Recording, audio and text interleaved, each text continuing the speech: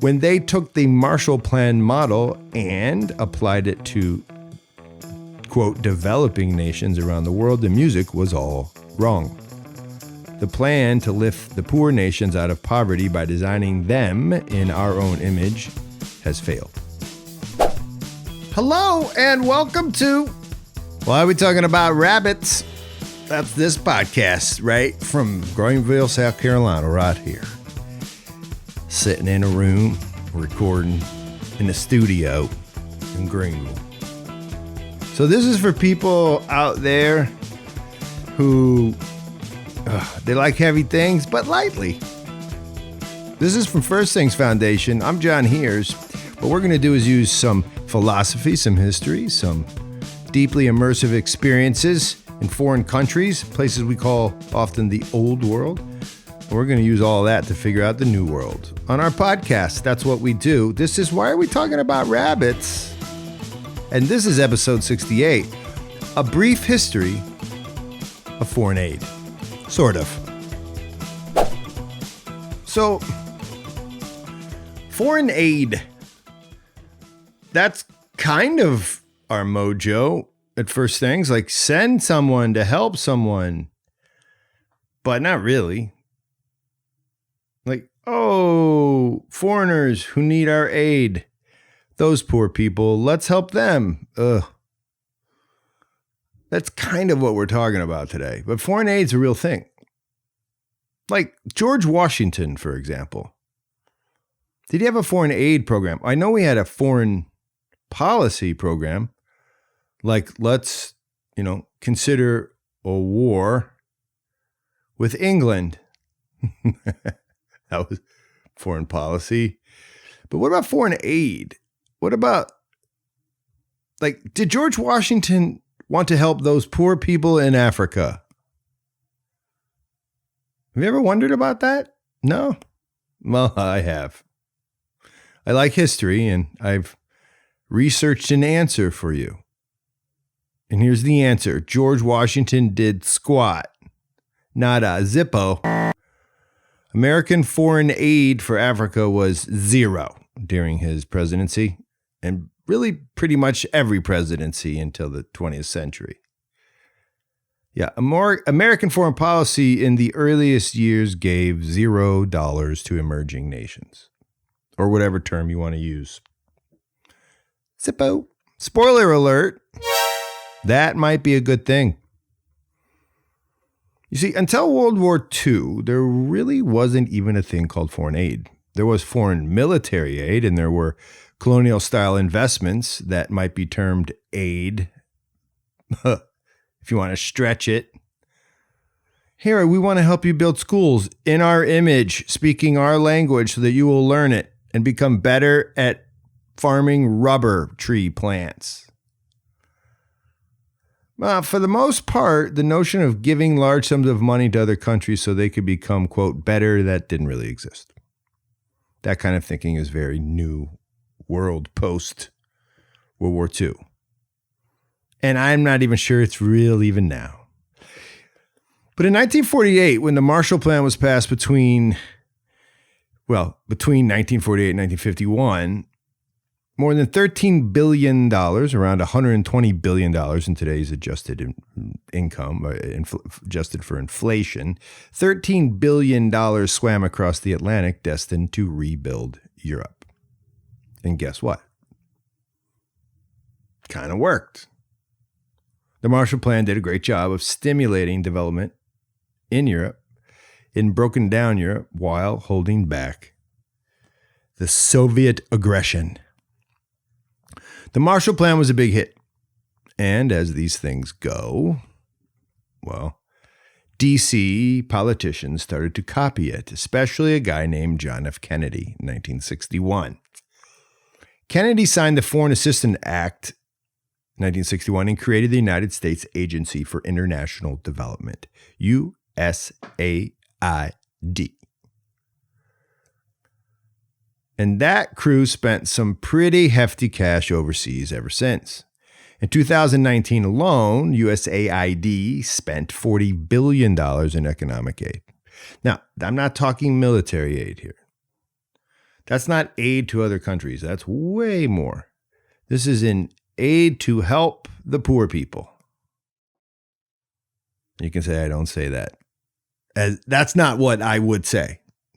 Let's just put that out there. You never know in this very unfunny internet world we live in, where everybody is very concrete. I don't mean the poor people in the way that I'm saying it. I mean it ironically.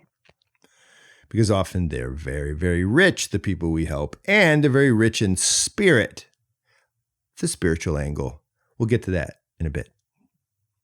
So officially, USAID, United States Agency for International Development, is committed to furthering America's foreign policy interests in expanding democracy and free markets while also extending a helping hand to people struggling to make a better life, recover from disasters, or people striving to live in a free democratic society. USAID. That's the official USAID version. Unofficially, USAID has grown to become the 800-pound gorilla in the very, very, very large international development world. Basically, USAID sets the prices for development. Think of it this way. USAID is to the international development market what Medicare is to the healthcare market. USAID drives the rates on things like building contracts and consulting fees. Sometimes USAID drives the rates in a good way. Sometimes they do good work. But, well, I'm no expert. I haven't written a book on USAID. I've met a lot of USAID people. And sometimes, well, it doesn't work. The help the poor people part. So, aid and the New World mindset. As we were just discussing, international aid has grown into a behemoth around the world, existing as an important tool of all the light people government policies. Yeah, for the most part, international aid programs are a post-World War II foreign policy tool. We give and we get back.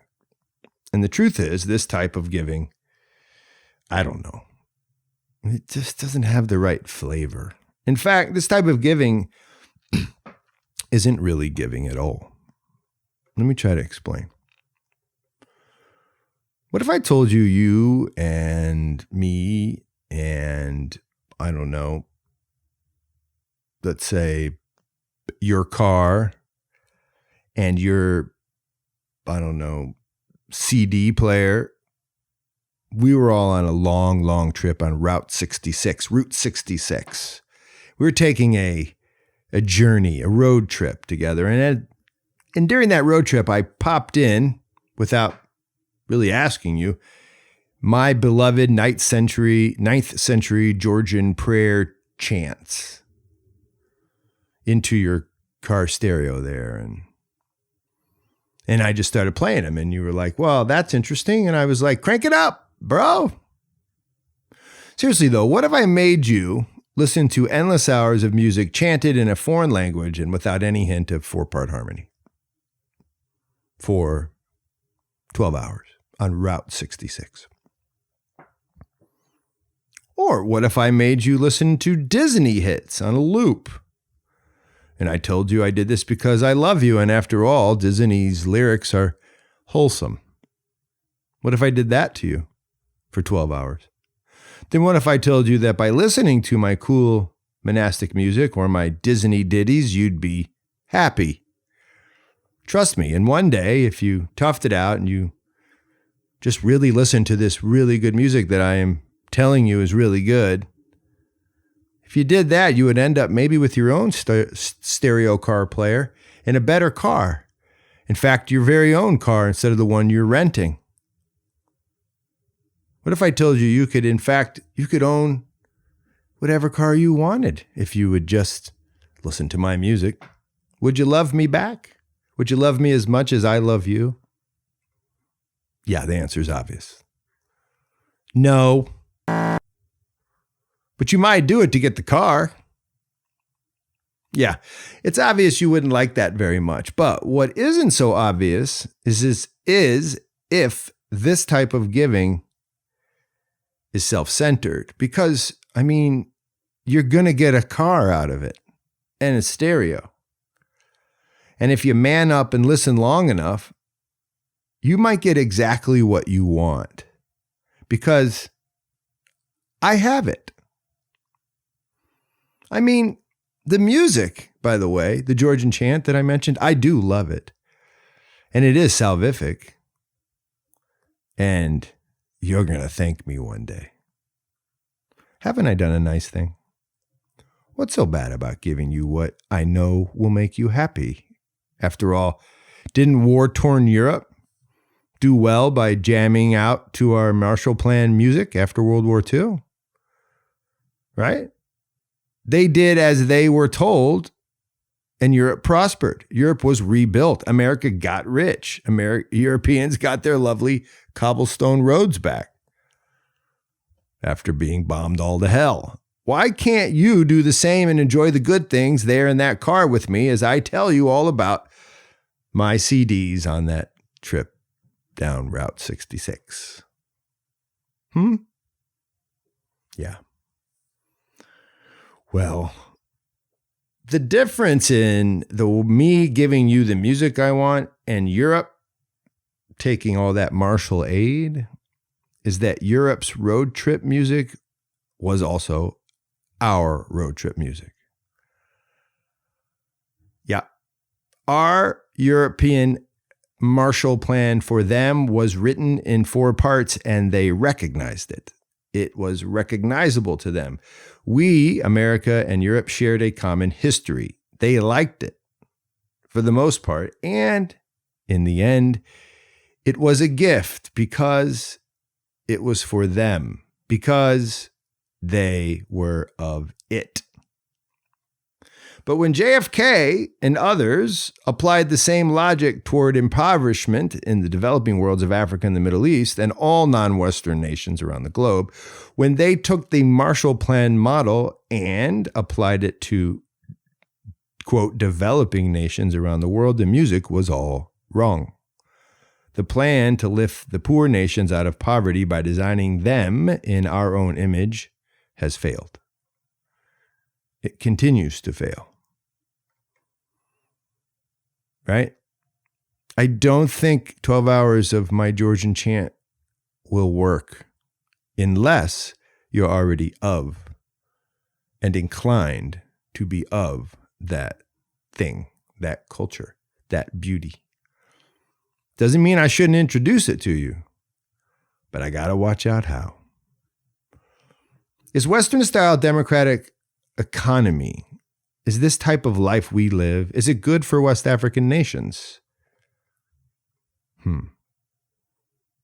I'd say that that's not a smart question. It's the wrong question when it comes to development. The right question is not, is Western-style democratic economy good for West African nations? The right question is, what do they say they need? What do they say they need? Not what I say I think they say they need. What do they say they need? Check out these 2 articles on recurring failures. One's called The History of Aid Failures, and the other is The 7 Worst Failures in Aid History. You can find them in the show notes. There's a link. When you checked out those articles, and you can, you'll see that there is a theme going on. It has to do with a particular light person cultural defect. And on the show, you know that light people are people of the Enlightenment. Yeah. What's the defect? Tone deafness. Or maybe just deafness.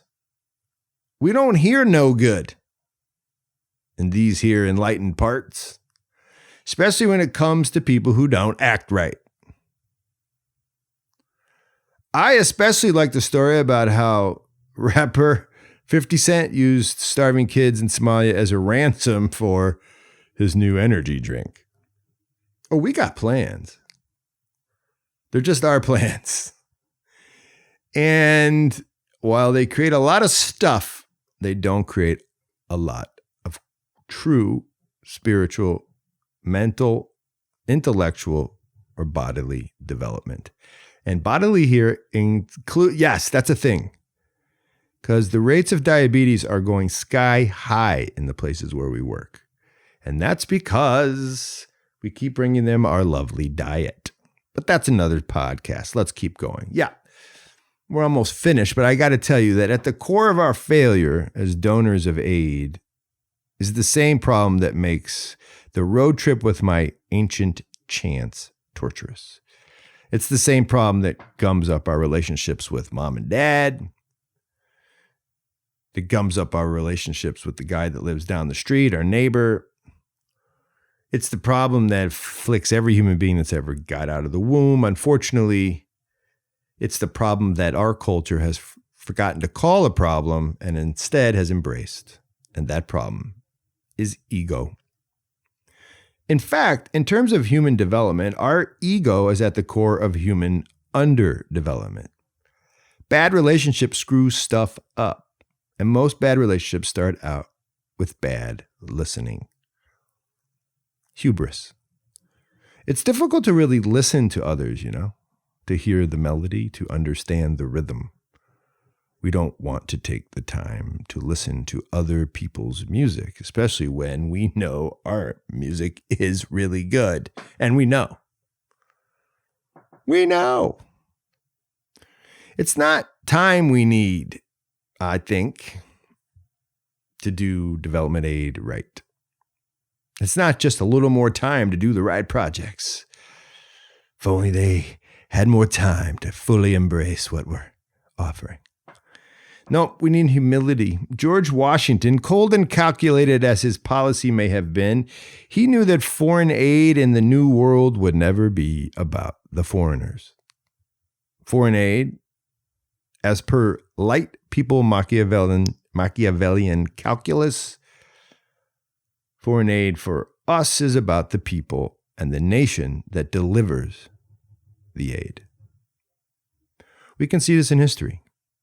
It's just realpolitik. But so what? What's wrong with that, Mr. Bleeding Heart wearing a French baseball cap guy? Stop crying already, Mr. Bleeding Heart. You probably like welfare and universal income too. I can hear people out there saying that. Come on, Mr. Bleeding Heart, buddy. Mr. Snuggly Pants. Yeah. Come on, man. It's just how the world works, dude. It's what happens in the world. Everybody's out for themselves. Grow up. Is there really something actually wrong with giving and getting back something in return? I mean, isn't that okay? It's a merchant morality. You got something, I got something. We're good. What's the problem with that? I can hear someone saying, what's the problem with that, Mr. Commie Man, Commie Boy? Well, my answer today is nothing is wrong with that. Nothing's wrong with that kind of aid at all. There is nothing wrong with getting back when you give. True giving always comes with a payoff. If that upsets you or it seems wrong, I'd say you haven't thought this through. Giving entails getting. It's okay. The real idea is to figure out what kind of payoff you're after. Is it monetary? Is it cash? As I mentioned in an earlier podcast, the development game can be kind of profitable. We saw that an engineer can make $1,000 a day consulting in places like Sierra Leone or Suriname. That's a fact. Those places, yeah, where they go and make $1,000 a day, yeah, those places have annual incomes of $1,000 per capita. Ouch. Yeah, is it money? Are you looking to make money when you're doing your aid? Sometimes aid can be a way to get rich for the aiders.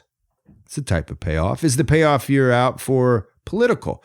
Like, say, a brand new oil drilling contract in Iraq, a hot new health program, and say, quote, the whole world.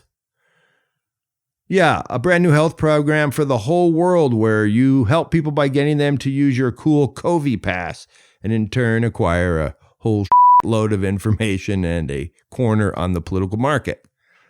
Is that what your aid to other people looks like? Is that the payoff? Is the payoff prestige? Are you hoping your gift will bring you in contact with the cool people? The kind of things that happens a lot. Just ask the Donald. I mean, it's commonly understood that he ran for president to help his business and then, oops, won. What's the payoff about for you? What if you give money or time to foreigners because you're lost? What if your payoff is to be found? Is that okay? What if the reason you give has everything to do with theosis, which is becoming one with God? What if the reason you give is to become illumined? Too heavy? Here's a list of 5 people who are giving themselves, their time, and their money to various causes because they want to become illumined. And it shows in everything they do. Father Themi Adamopoulos with Paradise for Kids. Kathleen Colson with the Boma Project. Tom Katina with the Sudan Relief Fund. Vincent Penizio, a homeless preacher in Oakland. Dude's a trip, and he's interesting. Paul Farmer of Partners in Health. And Ron and Sally Widman with Alcesi in Guatemala. Those are 5 people, 2 of whom we know well. You know what they're doing? They're looking for that one kind of payoff, the kind where they're found, the kind where they become illumined. Does money follow? Sometimes, sure, absolutely. Prestige, maybe. But man, talk about people out there working so they can become aware of themselves, of what life is like, about what is good. Look them up on our pod notes. It's in there. Some of them are religious, but not all of them. I mean, the whole concept of religion is weird anyway. We're all religious on some level. 2 of them are friends, like I said, but all of them, I think, have the flavor right. We believe on this pod, at least I do, that all of them have a chance at true development because all of them have figured out that the best kind of payoff is the one that illumines the gift giver as much, if not more, than the gifted. George Washington and just about every other president until JFK decided it might be better to skip development gifts to Africa and to, quote, those heathen nations. Ouch.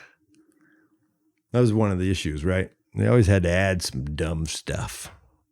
But yeah, Washington and the crew before JFK, they didn't give nothing like that. It wasn't how it worked. In some ways, I respect that. In some ways, a gift withheld may be better than the payoff of a gift given. May all of us out there in the aid world, may all of us who aim to help others, that includes you. Let's all think hard about the payoff, shall we? Shanice Gagi Marjos is the end and the payoff of this show. To you, the victory. That means victory, and that's what we do around the table called a KP, also known as a super, as we offer each other these magnificent moments of victory in our beautiful Georgian tradition that we apply to our work at First Things. That's our pod for the day. Thanks for coming on. Thanks for listening. Andrew Shork produces Watar. Daniel Paternos helps them. Click and go see the website, the websies that we've created, because we got a lot of stuff popping right now. See our restaurant in action being built. We're getting closer. Come eat there very soon within the next couple months. Go to our benefit concert, which you heard about earlier. click on and join one of our classes at night. And here's another one. Go on a KP journey, man. Let's go see the world together. First Things is trying to do what it says it does, which is to offer sustainable long-term improvement into the lives of others. May we do the same at First Things for ourselves. That's the pod. Hope you're good. Nakvam dis, au revoir. Jusqu'à la prochaine fois. Peace out.